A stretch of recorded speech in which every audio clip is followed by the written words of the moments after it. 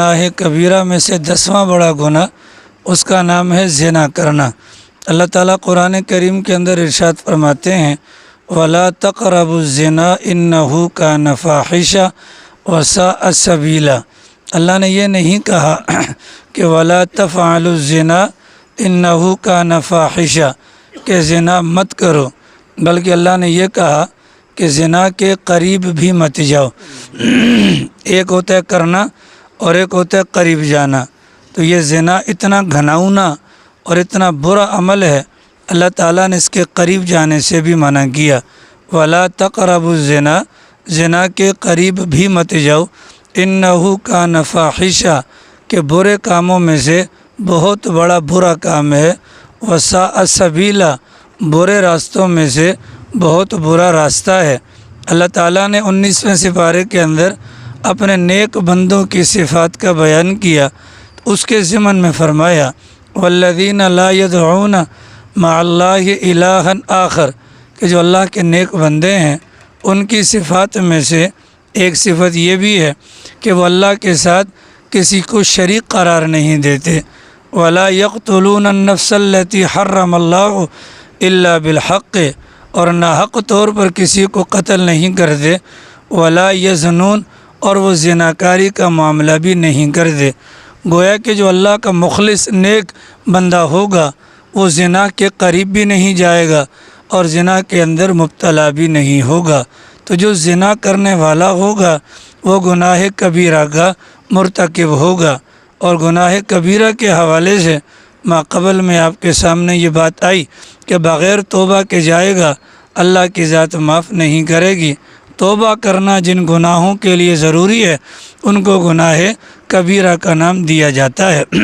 چنانچہ اللہ تعالیٰ نے فرمایا الزانیۃ والزانی فاجلدوا کل واحد منہما 100 جلدہ زنا کرنے والا مرد ہو یا زنا کرنے والی عورت ہو، اگر یہ دونوں غیر شادی شدہ ہیں تو 100 کوڑے ان کو مارے جائیں گے، اور اگر یہ شادی شدہ ہیں بھلے وہ ایک ہو یا دونوں ہوں، ان دونوں میں سے جو کوئی بھی شادی شدہ ہوگا اور اس کے بعد زنا کا مرتکب ہوگا ان کو پتھروں سے مار مار کر ان کو سنگسار کر دیا جائے گا۔ اللہ تعالیٰ فرماتے ہیں وَلَا تَأْخُذْكُمْ بِهِمَا رَأْفَةٌ کہ ان کو جو کوڑوں کی سزا دینی ہے یا ان کو جو رجم کرنا ہے، یہ چونکہ اللہ کا حکم ہے لہذا اس سزا کے نفاذ کے موقع پر تمہارے دل کے اندر ان کے حوالے سے شفقت اور مہربانی نہیں آنی چاہیے کہ اللہ کا حکم ہے اور عمل ان کا بہت زیادہ گھناؤنا ہے۔ اگر کسی بندے کو دنیاوی اعتبار سے سزا مل جاتی ہے، کوڑے وغیرہ لگ جاتے ہیں، تو اللہ کی ذات سے قوی امید ہے آخرت میں اس کو اس گناہ کی پاداش میں نہیں پکڑا جائے گا۔ یا بندے کو کوڑے نہیں لگتے اور دنیاوی اعتبار سے وہ توبہ کر کے چلا جاتا ہے تو اللہ کی ذات سے امید ہے کہ وہ قیامت والے دن پکڑ میں نہیں آئے گا۔ لیکن اللہ نہ کرے اگر کوڑے بھی نہ لگے اور اس نے توبہ بھی نہیں کی تو پھر کل قیامت والے دن جہنم کے اندر لوہے کے کوڑوں کے ذریعے سے اس بندے کو سزا ملے گی جو بہت زیادہ خطرناک ہے۔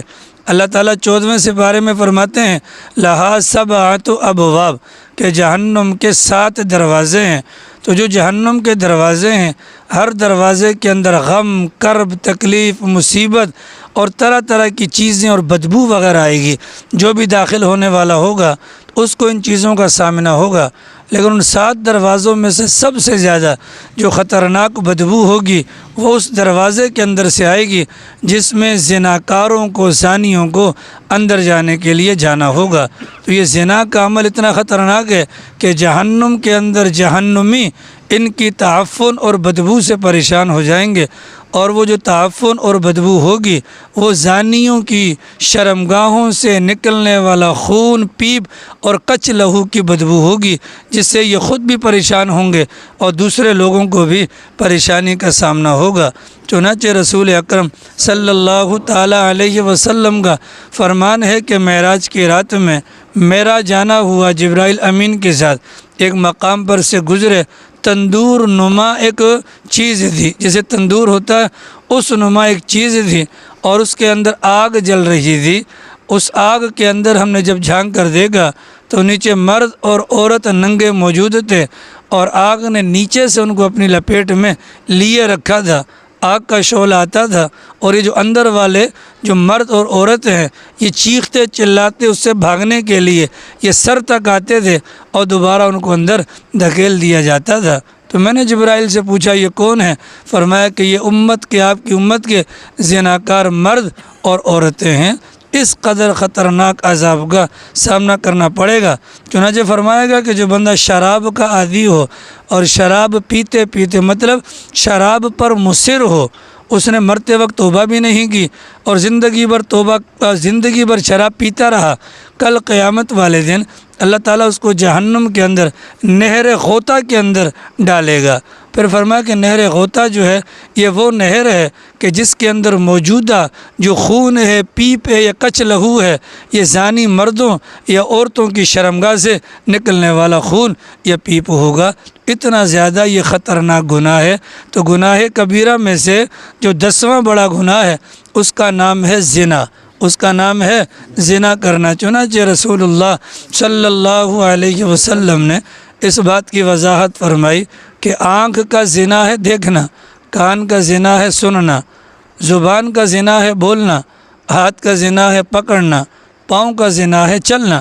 جب انسان کسی کے ساتھ زنا کا معاملہ کرتا ہے تو حدیث پاک کے اندر آتا ہے اگر کوئی بندہ کسی شادی شدہ عورت کے ساتھ زنا کرتا ہے جب کہ اس عورت کے شوہر کو اس بات کا علم نہ ہو، جب کہ اس عورت کے شوہر کو اس بات کا علم نہ ہو، اس ایک زنا کی وجہ سے پوری امت کو جو عذاب دیا جا سکتا ہے آدھا عذاب اس اکیلے زانی کے کھاتے میں ڈال دیا جاتا ہے۔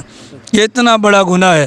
اور اگر اس کے شوہر کو معلوم ہے، مطلب جس عورت کے ساتھ زنا کر رہا ہے اگر اس کے شوہر کو معلوم نہیں ہے، اس زنا کرنے والے کے جتنے بھی نیک اعمال ہیں اس عورت کے جو شوہر ہے اس کے نام اعمال میں ڈال دیے جائیں گے۔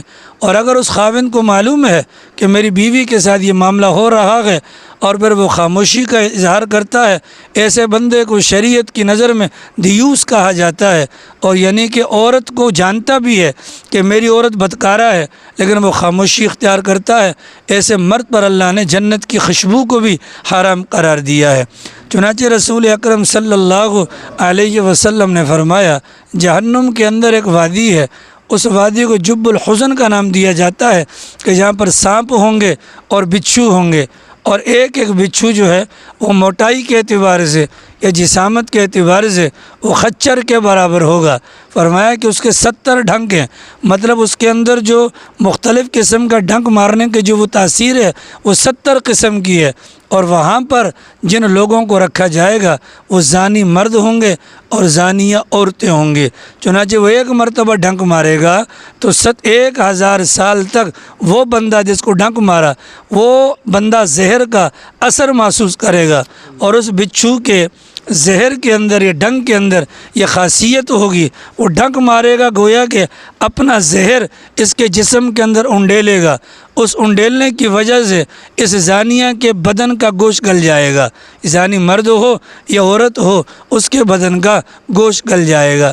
چنانچہ حدیث پاک کے اندر آتا ہے، حدیث پاک کے اندر آتا ہے کہ کل قیامت والے دن یہ جو زانی بندہ ہوگا اللہ تعالیٰ کی طرف جائے گا، اور وہاں جانے کے بعد جب اللہ کی ذات اس کی طرف غصے کی حالت میں دیکھے گی تو اللہ کے غیظ و غضب کی وجہ سے اس کے چہرے کا گوشت گر جائے گا۔ تو یہ اتنا بڑا گناہ ہے۔ اللہ کے نبی علیہ السلام سے پوچھا گیا بڑا گناہ کون سا ہے؟ تو پیغمبر نے پہلے نمبر پر کیا فرمایا؟ اللہ کی ذات کے ساتھ کسی کو شریک قرار دینا، دوسرا فرمایا کسی کو ناحق طور پہ قتل کرنا، اور تیسرا فرمایا اپنے پڑوسی کی بیوی کے ساتھ زنا کرنا۔ اب یہ بات ہمیں آسان سی لگتی ہے لیکن سوچیں پیغمبر نے ایک ساتھ جو 3 گناہ بیان کیے، گویا کہ پیغمبر کے دماغ کے اندر بھی ان تینوں گناہوں کی شناعت اور برائی ایک جیسی ہے۔ جیسے اللہ کے ساتھ کسی کو شریک قرار دینا یہ بڑا گناہ ہے، اسی طریقے سے قتل نفس بھی بڑا گناہ ہے، اسی طریقے سے کسی کے ساتھ زنا کا معاملہ کرنا یہ بھی بڑا گناہ ہے۔ اس بنیاد پر ہمیں سوچنا ہے کہ زنا کے اندر مبتلا نہ ہو کہ زنا یہ گناہ کبیرہ ہے، اور یہ وہ گناہ کبیرہ ہے بغیر توبہ کے، اگر توبہ کیے بغیر بندہ دنیا سے جائے گا تو اس کی نجات کا راستہ نہیں ہوگا۔ چنانچہ ہمارے بڑوں نے فرمایا کہ زنا ایک قرض ہے، ہمارے بڑوں نے فرمایا کہ زنا ایک قرض ہے، کرو گے تم اور ادائیگی تمہاری ماں سے ہوگی، یا تمہاری بہن سے ہوگی، یا تمہاری بیگم سے ہوگی، یا تمہاری بیٹی سے ہوگی۔ تو کوئی بندہ یہ نہ سمجھے کہ میں اگر کسی کے ساتھ کر لوں گا، اپنے گھر کی دیواریں اونچی کر لوں گا اور میری بہن بیٹی کسی اور کی نظروں سے محفوظ رہے گی، ایسا نہیں ہو سکتا۔ تو گناہ کبیرہ میں سے 10ویں نمبر کا جو بڑا گناہ ہے اس کو کہا جاتا ہے زنا۔ اس کو کیا کہا جاتا ہے؟ زنا کرنا۔ آج ہمارے دور کے اندر جو زنا ہو رہا ہے وہ کانوں کا زنا کنفرم ہے۔ ہم خبریں سنتے ہیں، بلیٹن، جیو نیوز کی بلیٹن سنتے ہیں تو وہ جو عورت کی آواز ہوتی ہے تو نامحرم کی جو آواز ہے تو وہ بھی تو کانوں میں پڑ رہی ہے، تو یہ کانوں کا زنا ہو گیا۔ ہم کسی نامحرم کو دیکھتے ہیں، یہ آنکھوں کا زنا ہو گیا۔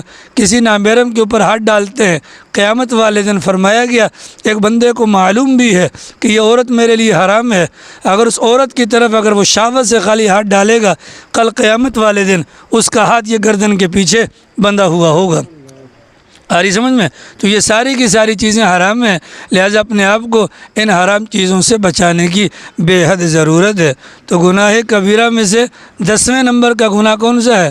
بولیو، زنا۔ تو اس میں یہ گھر پہ جا کر بات بتلائیں، یہ جو باہر سبزی والے آتے ہیں، ہماری ماں، بہن، بیوی، بیٹی سبزی والوں سے گپیں لگاتی ہیں، یا دودھ والے سے گپیں لگاتی ہیں، یا مارکیٹ کے اندر جاتی ہیں، تو یہ ان کا بولنا اور ان کا بولنا، ان کا سننا، ان کا سننا، ان کا دیکھنا، ان کا دیکھنا، یہ سارے کے سارے زنا والے کام ہیں۔ جب یہ سارے زنا والے کام ہیں تو زنا کے متعلق اللہ کا حکم کیا ہے؟ وَلَا تَقْرَبُوا الزِّنَا، زنا کے قریب بھی مت جائیں۔ وَلَا تَقْرَبُوا الزِّنَا، زنا کے قریب بھی مت جائیں۔ کیوں؟ إِنَّهُ كَانَ فَاحِشًا، بے حیائی کے کاموں میں سے یہ بڑا بے حیائی والا کام ہے۔ اتنی بات واضح ہو گئی جی؟ بولو 10ویں نمبر کا گناہ کون سا ہے؟ زنا کرنا۔ تو میں نے آپ کو بتا دیا کہ پیغمبر کا فرمان کیا ہے، کہ ہاتھ کا زنا کیا ہے؟ پکڑنا ہے، کان کا زنا سننا ہے، آنکھ کا زنا دیکھنا ہے، زبان کا زنا بولنا ہے، اور پاؤں کا زنا چلنا ہے۔ اس بات کو دماغ میں رکھ کر اپنے آپ کو زنا سے بچانے کی کوشش کرنی ہے۔